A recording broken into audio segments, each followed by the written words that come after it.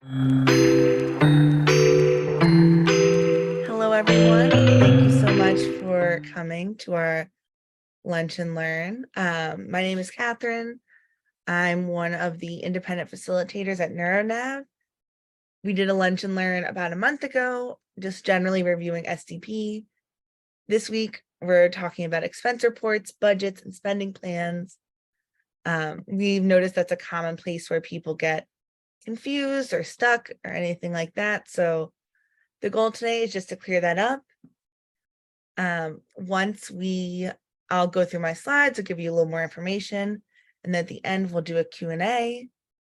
So I will get started. Just so you all know, we are recording this meeting and we'll be emailing all of you the video and any resources we share at the once the meeting is complete. Video is absolutely optional. Feel free to leave it on, feel free to leave it off. We encourage you to participate in a way that works best for you. And like I mentioned before, this presentation will be followed by a Q&A.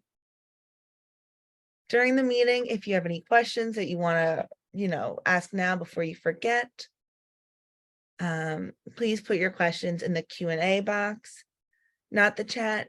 But if that doesn't work, no worries. You'll have the chance to unmute and ask questions during the Q&A portion of the meeting.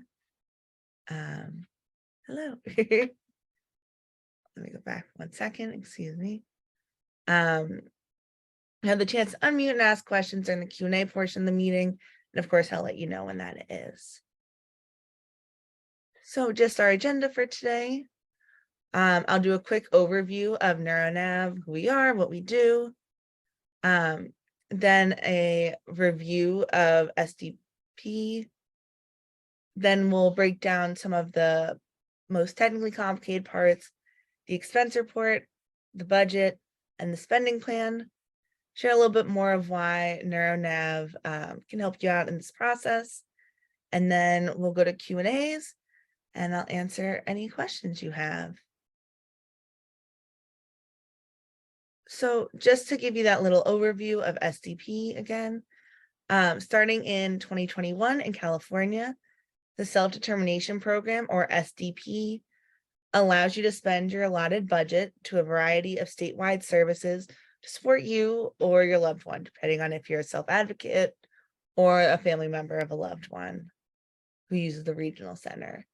This means more options, more flexibility, and more opportunities for cost savings. So you choose your providers, you choose your services, you choose every part of your life. As a regional center, they have a lot of great providers, but sometimes they might not have availability or they might not fit. This is a chance for you to find services that fit best. Typically, when we do SDP, there is 4 different people / bodies of people that are important. So we have first the circle of support. This is your friends, family, favorite teachers, support staff. They will help you build your person-centered plan, review your IPP at the regional center, and manage the program. The regional center is, of course, required, as that's where we get the funding from. So they'll develop and write your IPP. They'll certify the budget, just meaning they'll create it and approve it. They are the ones who might adjust to changes in circumstances, and they're your biggest support in implementing SDP. You will also have something called an FMS, or financial management service, and they manage your individual budget. They're the ones who make payments, and they do all the fun HR stuff like background checks, payroll, all that good stuff. If this sounds like a lot of work, which frankly, it can be a little tricky on your own, something that we do here at NeuroNav is we are what's called independent facilitators. So we help you create the person-centered plan. And that, in case you aren't aware, is where we ask you lots of questions and we find out as much information as we can about you or your loved one to get to know them and really bring their interests, their needs, everything about them is going to be in this document, which then in theory, someone could just go look at and get to know them pretty well. We help navigate the program and get you through the different stages. We assist with identifying community resources, services, and supports, and we act as an advocate by voicing the wants and needs of the participant. So just to give you an overview of what self-determination looks like compared with the traditional services, in self-determination, personalized services are built around the individual and the family's specific situation. It focuses on individual interests, needs, and wants. Communication is centralized via service provider. NeuroNav is one of them. So then we'll handle all logistics and planning for you. And there are streamlined payment through a financial management system. Traditional services are more standardized cookie cutter with a one-size-fits-all option. They focus on generalized vendor processes, approvals, and regulations, communication across lots of government agencies and middlemen, lots of red tape for you to navigate through. There's typically multi-step vendor processes for payments via vendors and agencies. Just a quick review if you don't know already. The road to SDP, you first do that orientation. For those of you who logged on early, Beverly was talking about something that you need a certificate for to send to the regional center. That's an orientation. It's about 2 hours, connected either by a regional center in person or online. Frankly, as someone who's done it, it can be a little tricky just because there's a lot of information in 2 hours, but it's really a great place to start and learn about SDP. Plus you need to do it in order to continue on. Then you build that person-centered plan I was just talking about, where you have all about the individual that, loved ones and everyone can weigh in on. Then we'll do the budget, the spending plan, finalize an IPP, and away you go. So while we're talking about expense reports, budgets, and spending plans, the first thing that you'll get is what's called an expense report. It's also sometimes called an expenditure report.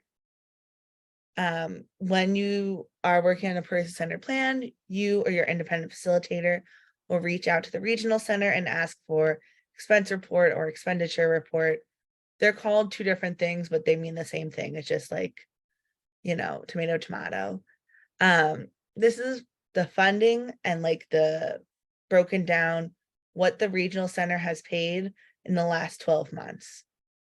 So it'll literally be like, here's how much in the month of September, we paid this much towards this service. In the month of October, we paid this much towards this service. This is sent before the person-centered plan is discussed with the regional center or before the regional center begins building a budget. So these expense reports are a reference point.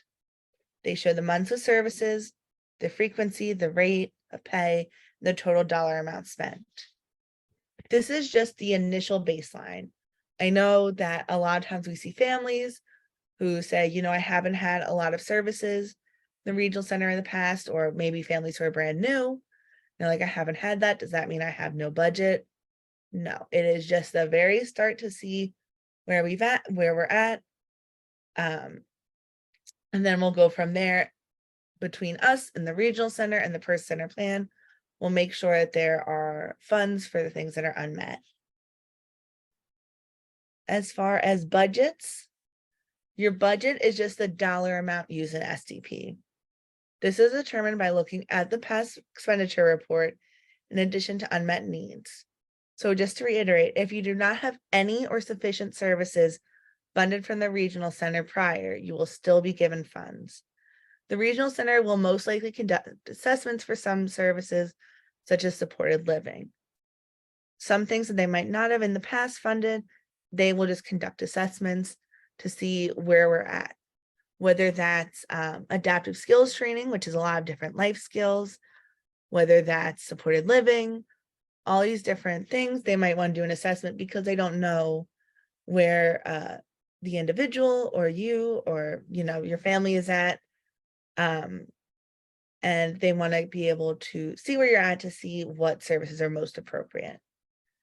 Typically, we have what's called a budget meeting. Occasionally, it's a couple meetings to discuss the unmet needs identified in the person-centered plan. When we have that meeting, the first one is typically like reviewing all the unmet needs.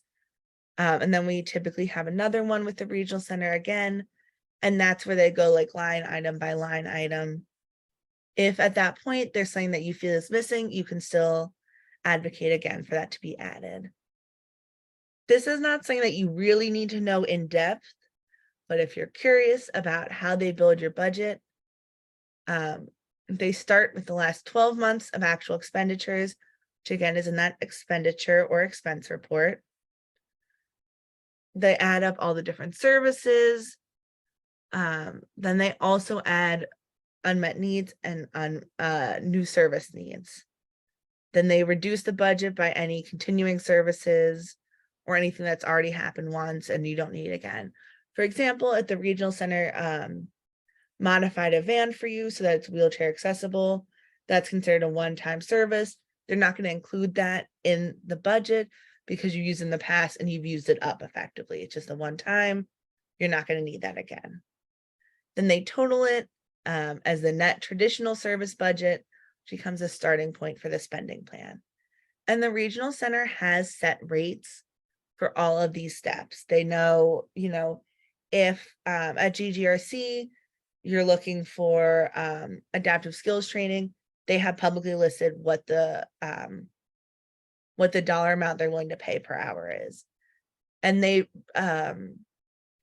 calculate this based on like the median rates for different services or the closest analog. For example, if you see 1 day program you're interested in, but you're looking at a different one, they'll look at that first one if it's similar and be able to fund based on that. The dollar amount created, like I said, is based on the set regional center rate of pay for each need. These are available online as rate study, and you can look them up by regional center. When we send out this information in an email also, that will be linked at the end of this presentation. But if you ever just search regional center rate of pay or regional center rate study, it'll come up and it actually is broken down by each individual regional center. Like I mentioned before, the regional center may hold more than one of those meetings, one initially to review your person-centered plan, and then another with an SCP specialist to review and determine your budget. If there's any hiccups with that, you can always request another one. This is, just as a heads up, a common area of slowdown. Regional centers tend to take at least a month to get budgets completed and get back to you. There's a lot of steps on their end that they have to certify between themselves, the SCP specialists, sometimes supervisors. So as much as we would love it to be, a quick turnaround, sometimes that is a spot where these stages slow down a bit. As far as the spending plan is how you allot the individual, the dollar amount given in the budget between different services, people, purchases, and providers. So you can literally go, let's say, as my example again before, modifying a van. You know exactly, they'll give you the cost that would take. You can put that in, modifying a van, the cost, total it. Let's say you have supported living services. You know how much you total have in terms of your budget total amount. You can decide based on that amount how much per hour you want to pay. Let's say they fund it for 20 hours a week. You can use that for 15 hours a week if you want to pay them more per hour than the regional center rate. There's also something called employee burden when you work with an FMS, which I'll review a little bit more, but that adjusts the price a little bit, and I'll share that in a second. When you work with an agency or providers with set rates, you don't get to decide the rate. Obviously, like if you're using an agency currently for, say, respite, you want to keep using them, they know how much they cost. You're not able to, bargain with the agency to change that. This spending plan can be changed really easily. There are 3 major categories. And if less than 10% of the total budget is being moved between them, you don't even need a meeting to approve any changes. So here are the major categories of a spending plan, and I'll let you just review them because there's quite a few. They basically break down to living arrangements, employment/community participation. Oh, I wrote that twice. And the other one is, I believe, medical and different things like that. So that's like acupuncture, behavioral intervention, dental, lenses and frames, vehicle modification, all things like that. So just to review employee burden real quick, each FMS takes out an employee burden. So this is a percentage. It's different for each FMS provider and FMS model that's taken out to pay for all HR tasks: payroll, employee identification number, liability insurance, workman's comp, all those fun things. This is applicable on individuals hired, but not services, agencies, or purchases.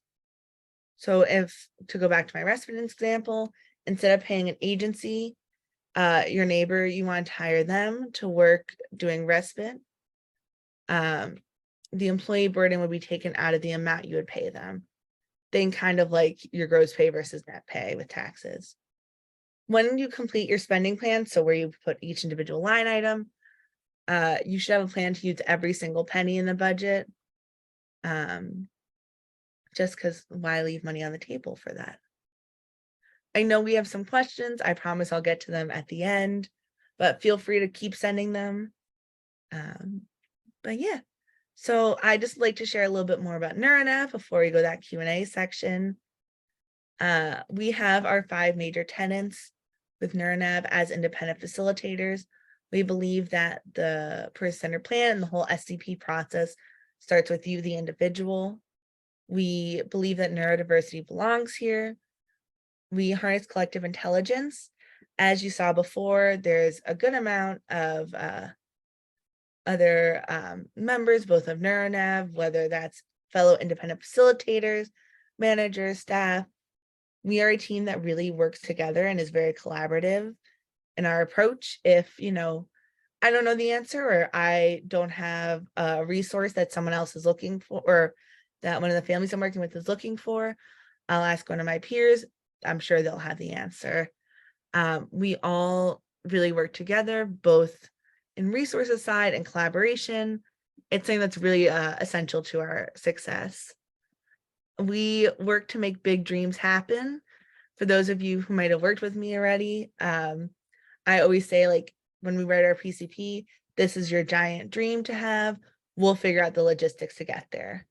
And we are with you every step of the way through SDP. Like I mentioned earlier, there's a couple ways that we can do this and our services. Our first service is what we call the person-centered planning. We work closely with you and your circle of support to build a self-determination oriented plan that considers your budget and needs, and we handle all the logistics and pricing. Typically, this takes 3 to 4 months, pending regional center and FMS. Our side of it goes a little quicker, but unfortunately, we can't control the regional center and FMS if there's any hangups. This price is just $2,500, and exciting, is completely covered by the regional center, which does not affect your budget, and it doesn't cost you anything. Our other main service is independent facilitation.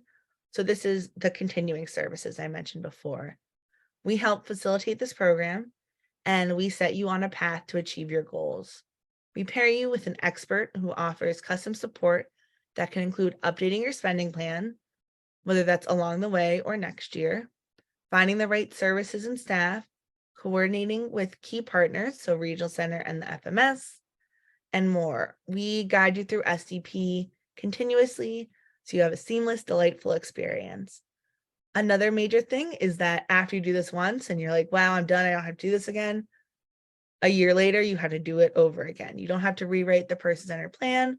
You'll have another budget meeting where you will advocate, what's changed, what do you need more of, what do you need less of, and build another spending plan. So we'll be helping with that as independent facilitators.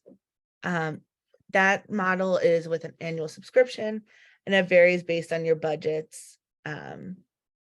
Which, when you work with us, we'll be able to figure that out with you. Some of our testimonial from past families include, in 35 years of managing my son's case, I've never felt so supported in a crisis. You are a bright light in a dark fog. SDP isn't so scary anymore now that NeuroNav is here to help me. One individual said, it was cool. Every page of the person-centered plan, people get to know more about me. I thought you guys are wonderful. You were really kind. And when I didn't understand it, you explained it to me. If you are looking for us to work with us before I have those Q&As, we offer free consultations. Just send us an email. We can talk about you, your family's needs, everything like that. We'll have a discovery meeting where if you're the individual, if they weren't there in that first meeting, will come join us. We'll talk some more, and then we'll begin building your plan. And now, let me see how many questions I can answer as fast as possible. So I make sure everyone gets answers. I noticed that some of my colleagues are answering in the chat, so I'll let them keep doing that while I answer some of the Q&A questions. Can you see them, Catherine, or do you want me to read them out to you? I can see the Q&A. I just couldn't read chat and Q&A at once. So I was like, I'll do these. One family or one person asked, when using the co-employer model with an FMS, does the provider have any option for getting health insurance? If so, when looking for providers, I would advertise this as an option to make it more attractive. So that's a great question. When you use the co-employer model, different FMSs offer health insurance in different ways. Most are usually after like 90 days of being hired. Or not being hired, excuse me, of starting, they offer to them. I've also seen a lot of families include when they do that line item of, support person, personal assistant, what have you, they'll budget for a stipend, and then that stipend will be for purchasing a plan off the marketplace for health insurance. My next question I have is, do you work with Orange County Regional Center? Yes, funding does vary greatly between Orange County and Los Angeles County. We actually work all over the state. We do everything virtually through Zoom. So we're able to be all over and work with families. I think I've worked with every single regional center. But every regional center does the process slightly different, but the gist of it, we are picking your person-centered plan with you, helping you advocate for your needs, and guiding you every step of the way. Angel, did that answer your question?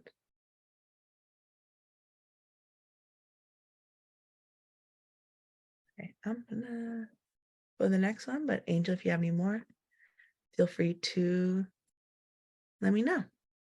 Diane says, if I have 2 adult boys, age 24 and 25, high functioning, went and graduated university, I did the budget on my own, did not do the PCP, just need help first. Okay, and spending plan.